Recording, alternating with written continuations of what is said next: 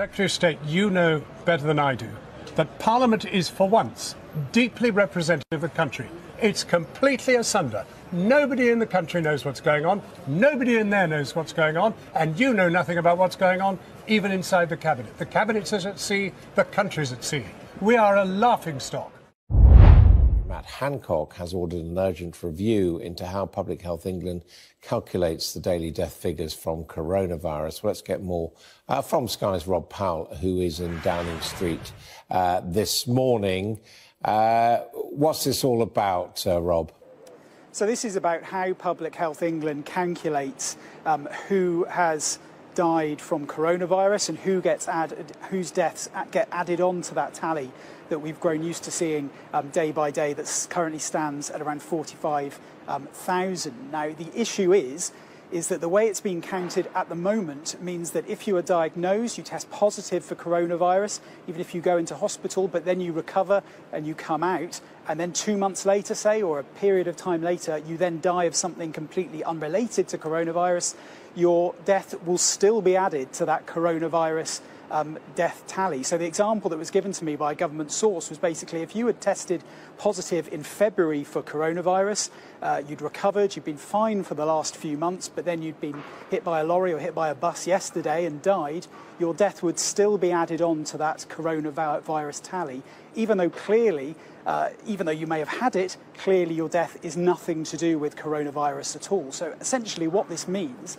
is that tally that we've been used to getting from the government every day when they are updating us on death figures is likely to be out. Speak now to Alison Pollock, who's the Professor of Public Health at Newcastle University. Good afternoon to you. You've expressed scepticism about mass testing. Why? Well, I think the first thing to say is the government has spent £12 billion on a centralised, privatised contact tracing system that doesn't work.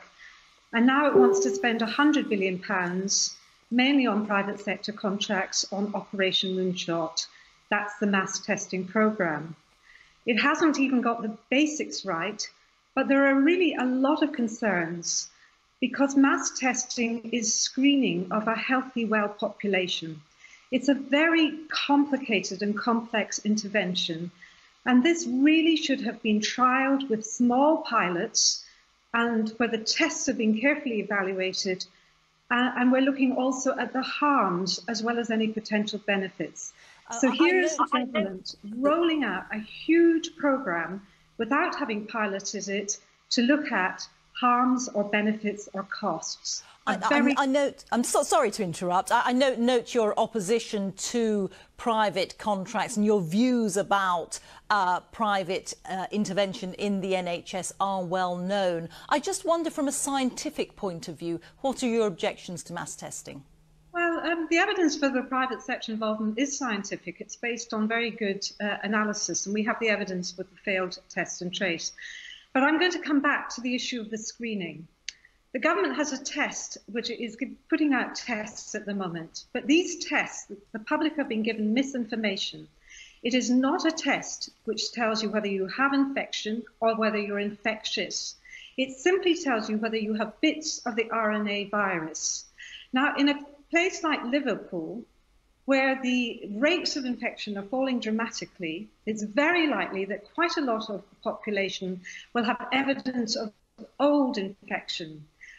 And that, especially in children, could result in them being isolated unnecessarily and harmfully. The second thing about this test is not only is it not a test that tells you whether you have infection or infectiousness, these tests have not been properly evaluated in community settings. This is a real worry. We do not know whether they work and what they tell us in community settings. And the government's just spent £100 million for Liverpool buying something called Innova tests, which explicitly say they should not be used in community settings. The third thing to say is the WHO and SAFE have said focus on identifying people with symptoms and isolating them. It's really important to do that, and they do not recommend mass asymptomatic testing. And that is also because we have not established whether the screening intervention works and what the harms and the benefits are, because it's a very complex programme and we don't know how it's going to integrate into primary care or into public health and how it's actually going to be effective. OK, thank you very much indeed. Thank you. I'm sorry to cut you off there. We're just slightly short on time. Thank you so much. That's Professor Alison Pollock. Too much COVID hysteria. Bearing in mind the statistics from the research I've just mentioned here live on air, we are dealing with an unprecedented situation. We're dealing with an unprecedented amount of people being tested and being positive, but not really being ill. I know that people are dying, but not in comparison to many other illnesses that are being absolutely, in my opinion, reprehensibly left behind. But also the fact is that people's mental health now is completely deteriorating to the point where there was an article out today about the amount of suicides that ambulance people are going to have to see. And on top of that, we're getting kids' charities saying that children are being treated for high levels of OCD, health anxiety, COVID PTSD. I mean, never in the history of any kind of pandemic has a government chosen to quarantine healthy people, destroy an economy, ruin children's futures. What then can the government do? It's very difficult when we hear from the scientists. You say that deaths don't seem to be increasing and reflecting in the number of cases, but I spoke to an expert earlier who said, look out, it's going to get a lot worse than we thought. How can the government deal with protecting people's livelihoods, mental well-being, as well as dealing with this virus? I mean, the second wave didn't come. I've got the data. We've been waiting for it, haven't we? All the way through, that's been the conversation. Wait for the second wave. Is it not coming now, though? Almost wanting it. No. Cases-wise, I mean, you could argue there's a wave there because you're testing everybody. And also people test people when they get into hospital with something completely different. So it's skewed. The data's skewed, and they know that.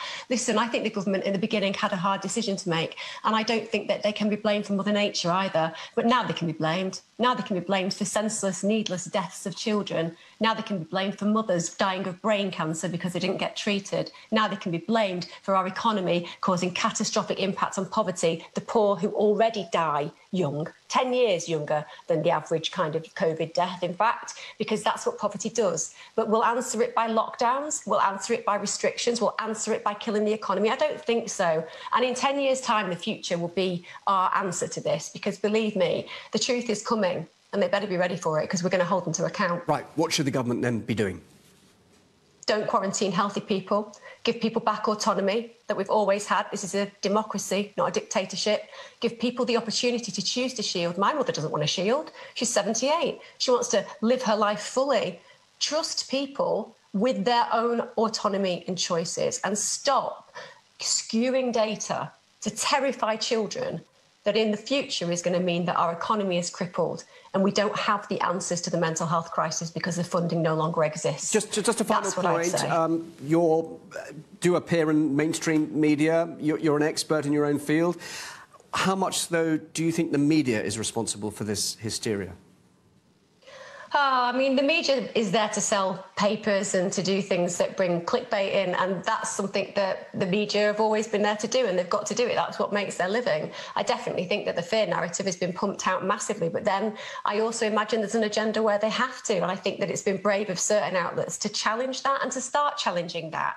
But we've always got to remember, as human beings, we have a choice to read or not to read. If we stopped reading that and wanting that and asking for that and thought better about our own mental health and wellness, maybe we wouldn't. So it's a 50-50. Yes, I blame the government for their horrible, reprehensible fear narrative, and I wish the media had been more discerning about affecting children's lives so terribly. But we are at this point in the situation, and I hope that it's going to be the turning of a tide. And I'm really proud that a group of people have come together with Recovery, Lord Sumption, Professor Carroll, all of these individuals who have a lot to lose. We have a lot to lose doing this, but this isn't about us. This is about children, the future, and hopefully our economy. What's your advice on how we should cope with this, please, from a psychiatrist's point of view, psychologist's point of view? Genuinely say no, is what I'd say. I think that we live in a democracy. It's time for a conversation where we all come together and acknowledge that, for example, 30 million people have data on their smartphones. That means they're not engaged in a conversation. It's too expensive. 2 million households have no internet,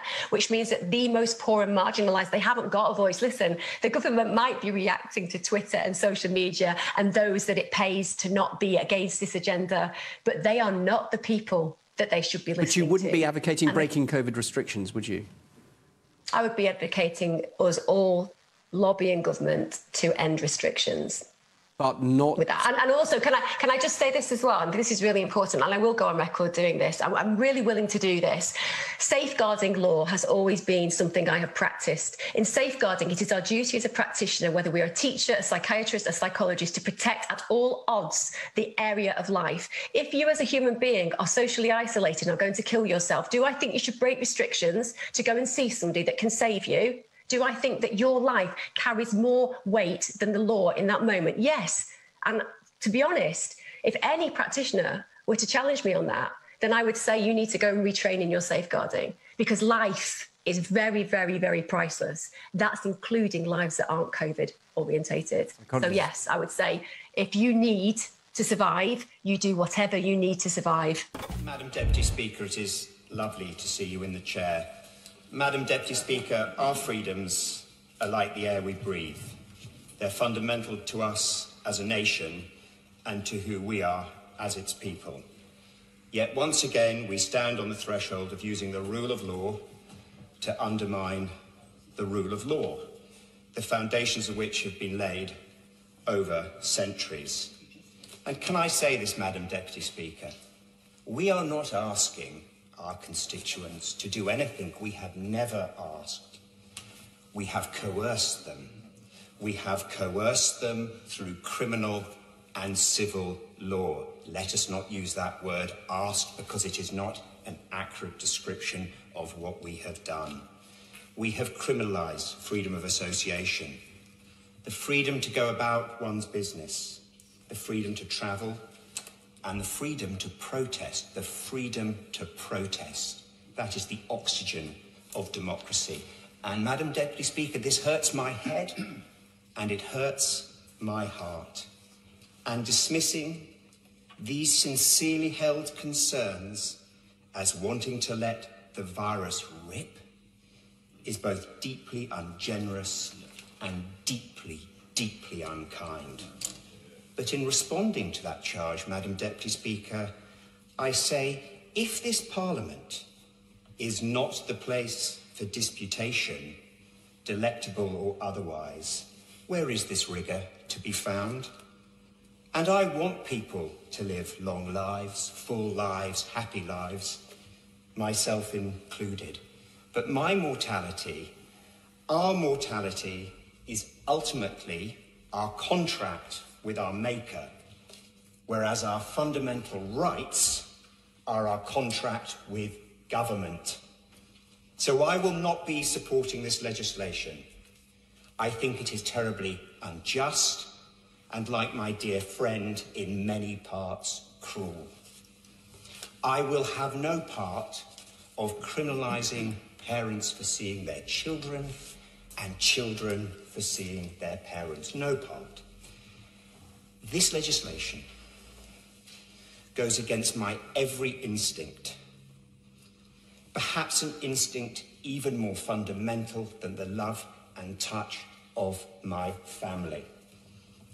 And I am not living in fear of the virus. I will not live in fear of the virus, but I am living in fear of something much darker hiding in the shadows.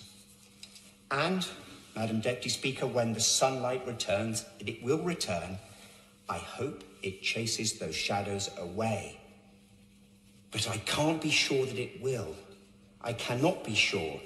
And that is at the heart of my anxiety and the anxiety of so many of the people I represent in this place. We've all seen this weekend that the government can find £670,000 for PR consultants. And, Mr. Speaker, that's the tip of the iceberg. New research today shows that the government has spent at least £130 million of taxpayers' money on PR companies, and that's this year alone. Does the Prime Minister think that that's a reasonable use of taxpayers' money. He's referring to the Vaccines Task Force, and after days in which the Labour Party has attacked the Vaccines Task Force, I think it might be in order for him to pay tribute to them for securing 40 million doses. And by the way, the expenditure to which he refers was to help raise awareness of vaccines, to fight the anti-vaxxers, Mr. Speaker, and to persuade the people of this country, 300,000, to take part in trials without which we can't have vaccines. Earlier this year, the government paid about £150 million to a company called Iandel Capital to deliver face masks.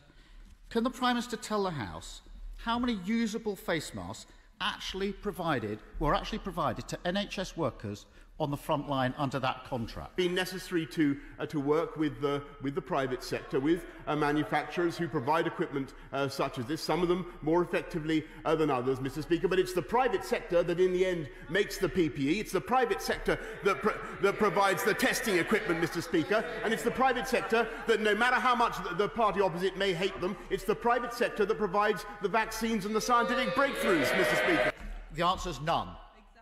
Not a single face mask, at a cost of £150 million. Mr. Speaker, that's not an isolated example. There's a sharp contrast between the way the government sprays money at companies who don't deliver and their reluctance to provide long-term support to businesses and working people at the sharp end. Manufacturing for COVID is being led by Miss Kate Bingham from the Vaccine Task Force. She's not only disclosed official sensitive documents to hedge fund managers in the United States, but has spent £670,000 of taxpayers' money on private PR advisors instead of using civil servants, and is set to benefit financially from investments by the state.